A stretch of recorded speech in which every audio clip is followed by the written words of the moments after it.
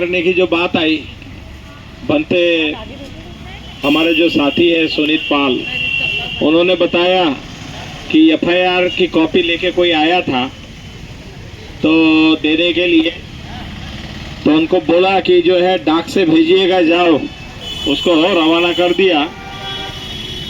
एक बार और एफआईआर हुआ था बुद्धगया में, महाबोधि महाविहार में। मैं जब वहाँ का सेक्रेटरी और भिक्खु प्रभारी और सुप्रिंटेंडेंट 3 पदों पर था, यहाँ पर एक दंगा हुआ था महाबोधि विहार के सामने और एक एफआईआर लिखाया गया था। उस समय महाबोधि विहार छोड़कर के गया में मैं रुका हुआ था और हमारे कुछ बनते लोग, करुणा सदन नाम की हमने 11 कमरे का एक गेस्ट हाउस बनाया हुआ था महाबोधि विहार का जो ऑफिस है वहां पर। उसमें हमारे साथी लोगों में तमाम बनते लोग कमरे में बंद थे। 4-5 दिन तक के वहां धरना प्रदर्शन कर रहे थे, भूख हड़ताल कर रहे थे। तो पुलिस ने एफआईआर दर्ज किया। उसमें क्या लिखा था, 1 गैलन तेल माने 5 लीटर तेल, 1 माचिस, 1 छुरी।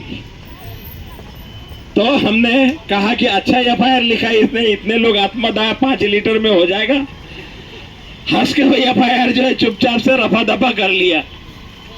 तो ऐसे एफआईआर तो हम करेंगे, क्योंकि आधी रात में सामान उठा के ले गया, झोले उठा के ले गए, पैसा उठा के ले गया और चेकअप कराने के नाम पे, स्वास्थ्य जांच कराने के नाम पे महिला जो हमारी भिक्षुनी है उसको उठा करके कमर में हाथ डाल करके और जबरन एम्बुलेंस में लादा। एफआईआर तो हम करेंगे और जो 3 बड़े अफसर है ना उसको सस्पेंड करा के रहेंगे। और फोटो फुटेज सब है हम लोगों के पास में, पूरा रिकॉर्डिंग भी है।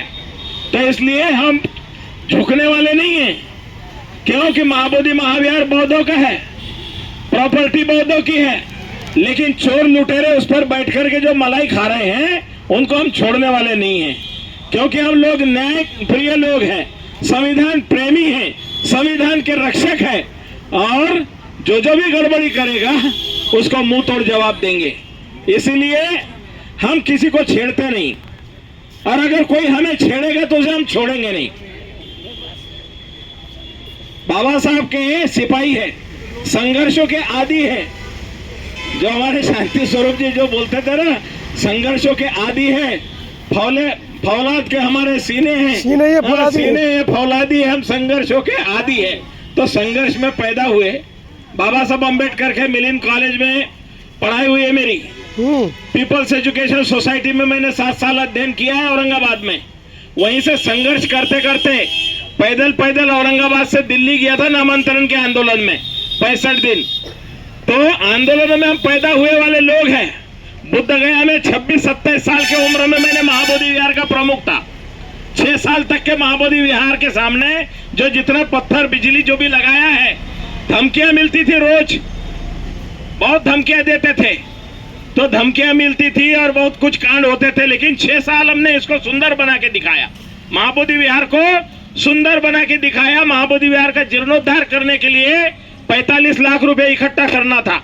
जगह से सारा इकट्ठा करके प्रोजेक्ट बनाया था।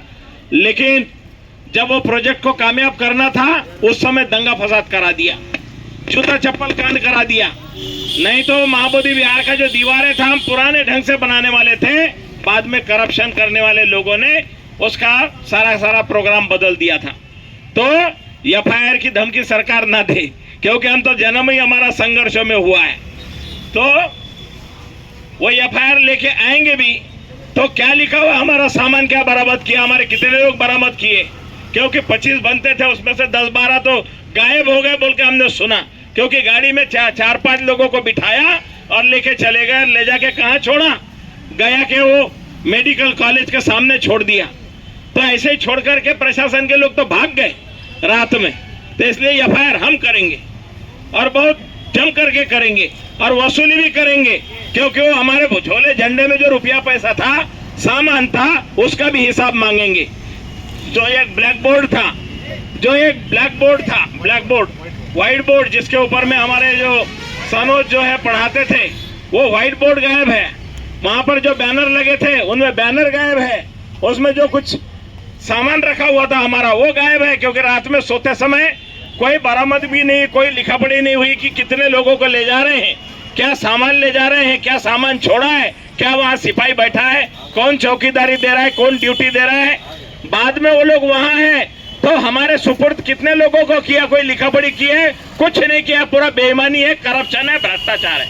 और इस भ्रष्टाचार का हम पर्दाफाश करेंगे, छोड़ेंगे नहीं, क्योंकि ये सामाजिक न्याय की भूमि कहते थे ना लालू जी, नीतीश कुमार सुशासन बाबू, तो सुशासन बाबू उनके सुशासन में अगर ऐसे होता है तो भ्रष्ट अधिकारियों ने अगर कुछ किया है बौद्ध भिक्षुओं के साथ तो उनका जवाब जरूर उनको देना पड़ेगा। और ये कोई लोकल की बात नहीं है, अंतर्राष्ट्रीय बात है, क्योंकि हम लोग अंतर्राष्ट्रीय हैं। लंका में, थाई में, बर्मा में 4-4, 3-3 साल रहा हूं मैं, तो इसलिए ये बाहर सारे इंग्लैंड वगैरह में भी रहा हूं मैं। हमारे तमाम दुनिया के लोग हमारे साथ जुड़े हुए हैं, क्योंकि तथागत बुद्ध की वजह से, बाबा साहब अम्बेडकर की वजह से हम लोग अंतर्राष्ट्रीय स्तर पे काम करते हैं। तो इसलिए इतना कमजोर ना समझे। तो इसलिए तमाम जितने भी साथी सहयोगी, जो भी बुद्ध, फुले, शाहू, अम्बेडकर, रैदास, नानक, दादू, कबीर के मानने वाले लोग, समानता की बात करने वाले, ये संघर्ष है समानता और विषमता का।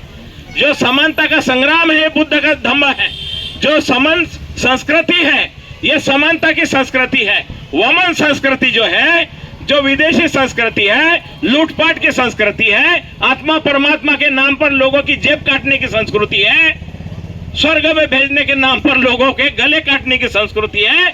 इसका पर्दाफाश करने वाली बौद्ध संस्कृति है। और बाबा साहब ने संविधान दे करके भारत के तमाम देश के लोगों को समानता, स्वतंत्रता, न्याय और बंधुत्व में स्थापित किया है। और बुद्ध का धम्म देकर तो हमें मालामाल कर दिया है। बुद्ध का धम्म बाबा साहब ने देकर के इस देश को मालामाल कर दिया है।